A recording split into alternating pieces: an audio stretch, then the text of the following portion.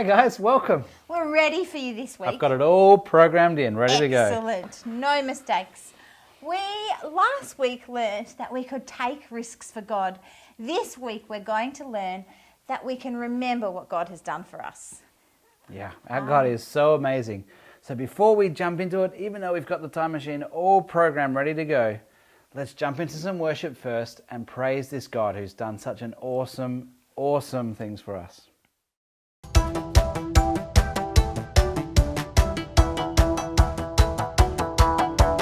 We're on the course to follow you all our days, knowing of course that God is good always, always. You know me, love me, I trust you with my life. Your word yet shows me a little bit more each day and every night. With every twist, with every turn, Jesus, you're my guide. I will listen and I will learn, change my heart inside. Help me bring glory to you, my King. What I'm saying is, Jesus, I am in. We're on the course to follow you all our days, knowing of course that God is good always, always. You know me, love me, I trust you with my life. Your word yet shows me a little bit more each day and every night. With every twist, with every turn, Jesus, you're my guide. I will listen and I will learn, change my heart inside. Help me bring glory to you, my King. What I'm saying is, Jesus, I am in. I'm gonna dance the dance, talk the talk. I'm gonna live the life. I'm gonna walk this walk. I'm gonna dance the dance, talk the talk, live the life. I'm gonna walk this walk. I'm gonna dance the dance, talk the talk, live the life. I'm gonna walk this walk. With every twist, with every turn, Jesus, you're my guide. I will listen and I will learn, change my heart inside. Help me bring glory to you, my King. What I'm saying is, Jesus, I am in. One more time. With every twist, with every turn, Jesus, you're my guide. I will listen and I will learn, change my heart inside. Help me bring glory to you, my King. What I'm saying is, Jesus, I am in. What I'm saying is, Jesus, I am in.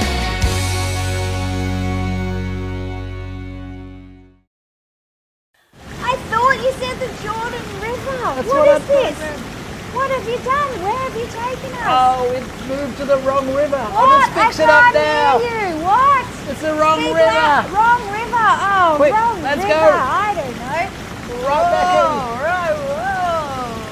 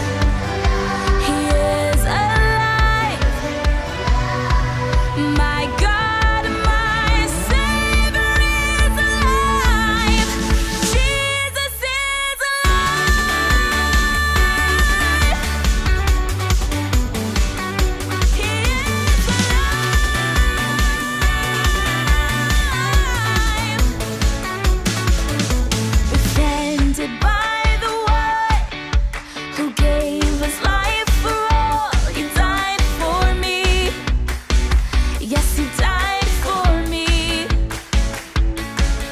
Surrender to the one, my faith and who I love. He lives in me. He lives in me. So with my life, I'll shout its victory. He is alive. He is alive. My Lord, my Redeemer is alive. He is alive. He is alive. My God, my Savior is alive. Jesus is alive. Oh, he is alive.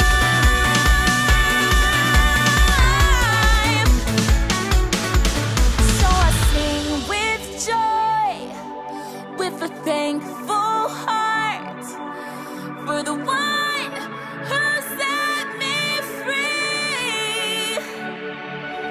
And as a child of God, I will live my life, and I'll shout his victory. Here we go. He's alive. He's not dead, no. Really wish I could have seen it for show. When they looked in the tomb, they were asking everybody, yo, where did he go? Cause he's not here.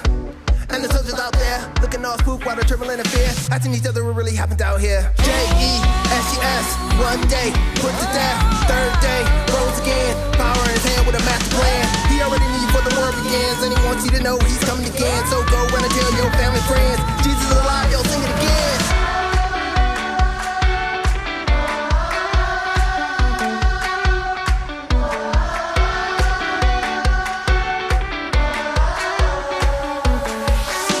He is alive. He is alive. My Lord, my Redeemer is alive. He is alive. He is alive. My Lord, my Redeemer is alive.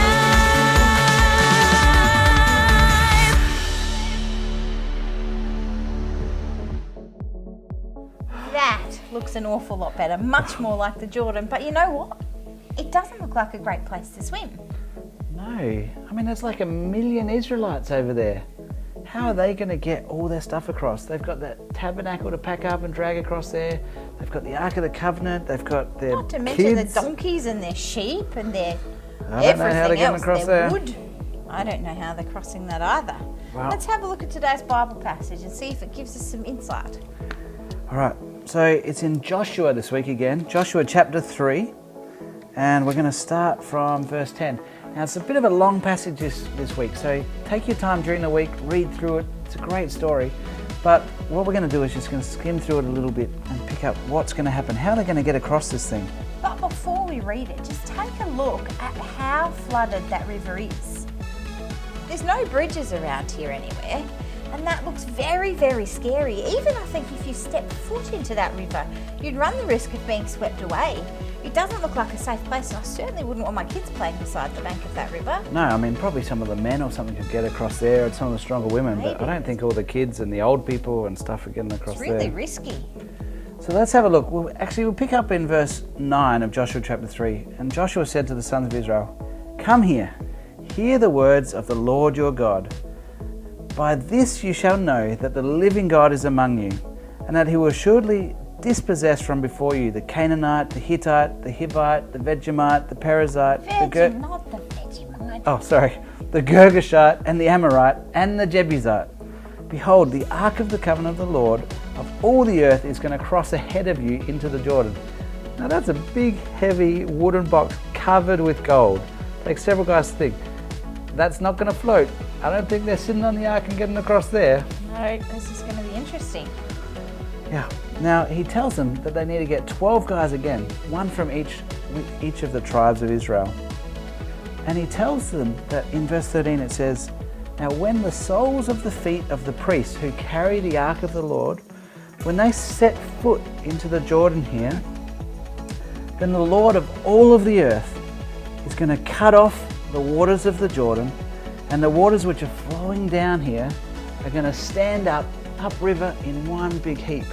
Can I just stop you for a second? Because I love how that verse there reminds the Israelites that he is the Lord of all the earth. He's not just Lord of the Israelites, but he's Lord of those enemies that they are about to defeat. He's Lord over absolutely everything in the world. And I think that's just a really cool thing that God highlights and he reminds them of before he asks them to do something that's potentially a little bit dangerous. And how specific has God been to Joshua here? He hasn't just said, just swim across and I'll look after you. He said, when they step in, the waters are going to stop. And up the river here, and there would have been towns all along this river, up at one of these other towns, the water's just going to stack up and stack up and stack up. I'd love to have been in that town and heard what they said as the waters suddenly just started mounting up into this giant wall of water outside their town. Yeah, that would have been a crazy thing to see. So let's jump back into the passage. And in verse 14 it says, "So when the people set out from their tents to cross the Jordan, with the priests carrying the Ark of the Covenant before them, when they stepped into the Jordan, the waters which were flowing down rose up in one heap, a great distance away." Oh, here's the town name. It's at Adam, the city that is beside the Zarethan. And those that were flowing down towards the sea of the Arabah, the Salt Sea, was completely cut off. So the people crossed opposite Jericho. So you remember that city that we saw last week? It's just over there, just out of sight, over the hill there. This is where they're going to cross. They're going to cross just the river right here, straight into where they are going to get back to where Rahab was that we saw last week. Yeah. So this is exactly what happened. The priests have walked in there. Now the priests had to stand there. So they stood there in the middle of the river, and while they were standing there, no water came down. And this whole massive tribe of Israelites, this million people and all their stuff, were able to walk across this river. No one had to swim. The 12 tribes, yeah. So when they finished crossing, then God told them to do one more thing, probably to help them remember. We've seen in the last few tours that these Israelites are pretty forgetful. They are the most forgetful people, I think, that I have ever read anything about.